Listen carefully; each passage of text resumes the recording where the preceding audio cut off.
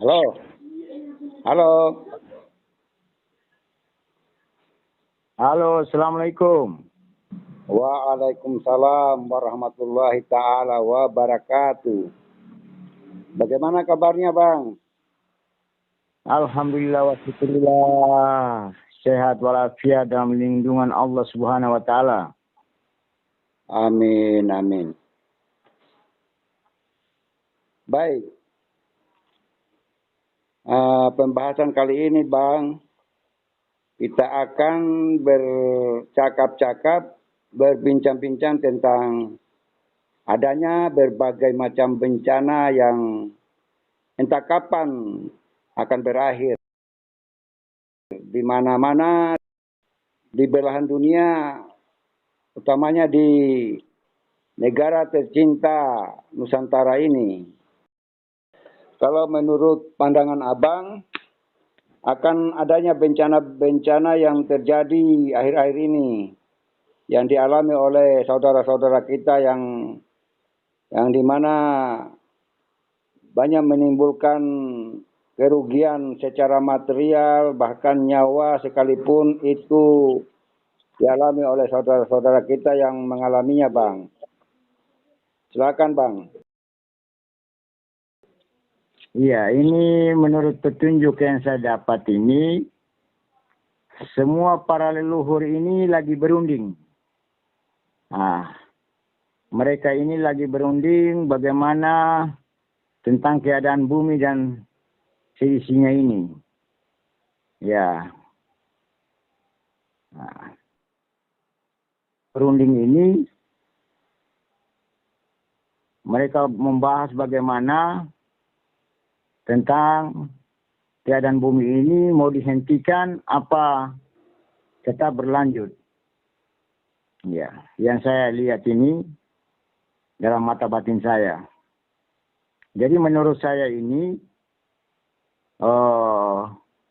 tetap bencana-bencana ini akan berlanjut karena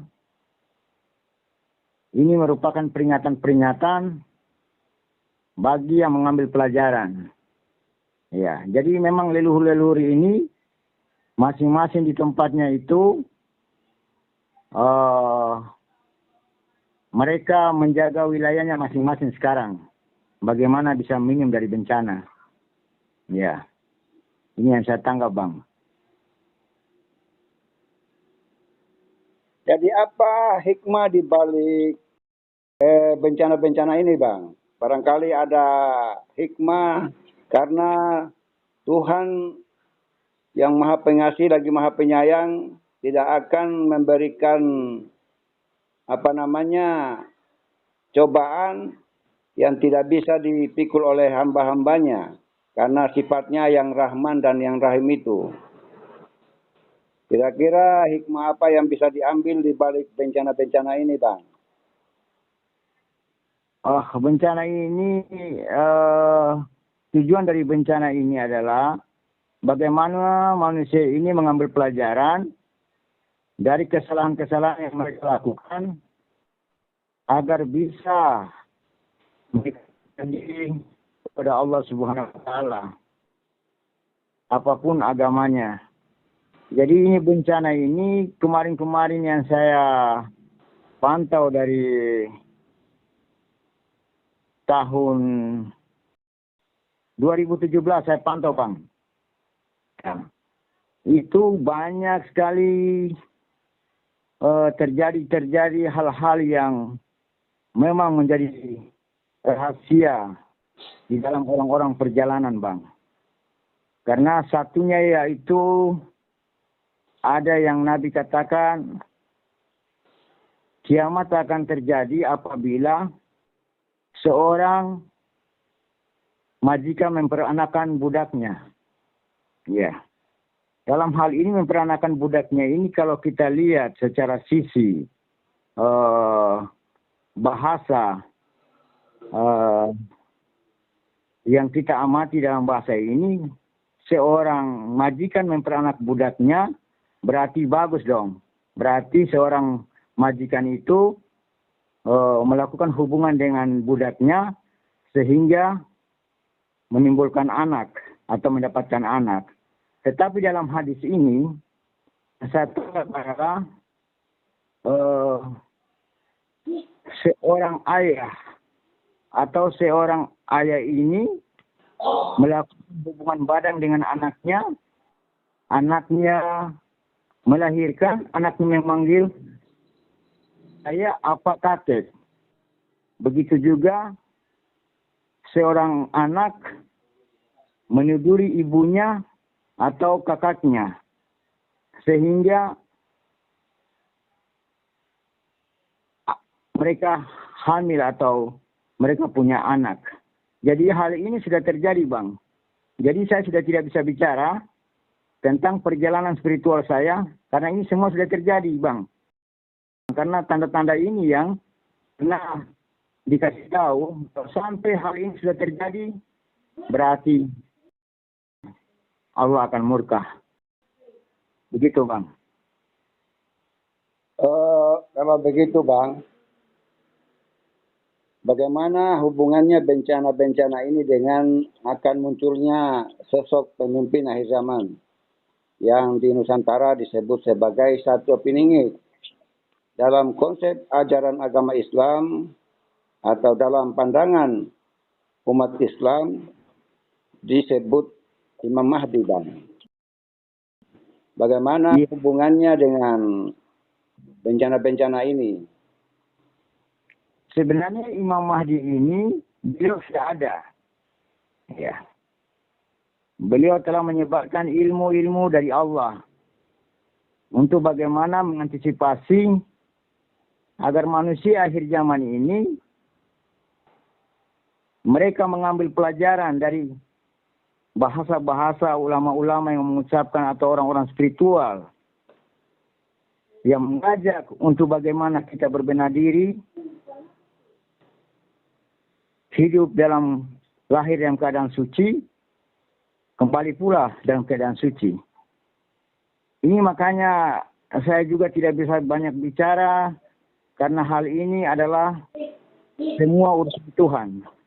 Ya, tapi dengan spiritual saya yang jalani, bahwa ini awal kebangkitan munculnya Imam Mahdi untuk mengatasi apa-apa perbuatan-perbuatan manusia yang di muka bumi ini, untuk meluruskannya sebagai wakil dari Tuhan itu sendiri, Bang. Itu yang saya tanggap, Bang. Oke, Bang. Kira-kira, Bang, barangkali bisa dijelaskan sosok pemimpin akhir zaman yang ditunggu-tunggu itu sosok seperti apa, Bang? Sehingga beliau sangat diharapkan, bahkan para wali di seluruh dunia pun sangat mengagumi dan memuliakan beliau. Jadi, barangkali bisa dijelaskan sosok Satrio Piningit ini, beliau apakah manusia biasa atau manusia seperti apa? Apakah sosok Satrio Piningit atau Imam Mahdi ini adalah bisa dikatakan sebagai manusia dewa, seperti itu, Bang? Iya. Kalau saya lihat Satrio Piningit ini adalah manusia biasa sama dengan kita ini. Cuma Allah itu atau pemilik bumi ini, dia mempercayakan Imam Mahdi sesuai dengan nubuat-nubuat itu. Dia memproses bagaimana Imam Mahdi itu diberikan pelajaran sama Allah dengan susah, duka. Sampai sekarang pun beliau masih susah, Bang. Tapi sebenarnya beliau tidak mau tampil, Bang. Tapi namanya tugas dari Allah yang sangat berat. Bagaimana dia emban. Kalau dia tidak sampaikan, dia akan merasa bahwa dia bukan orang yang berguna. Ya, karena dia mendengar apa yang dikatakan Allah, sampaikan kebenaran walaupun satu ayat. Makanya di sini setelah dia dapat ilmu ini, sebenarnya dia sudah tidak mau berikan kepada orang lain. Ya, apa-apa yang terjadi kepada orang lain dia tidak mau. Karena itu ulah perbuatan mereka sendiri. Tapi karena Allah mempercayakan dia, mau tidak mau dia harus mau. Walaupun dia harus menderita. Jadi memang Imam Mahdi itu sangat berat.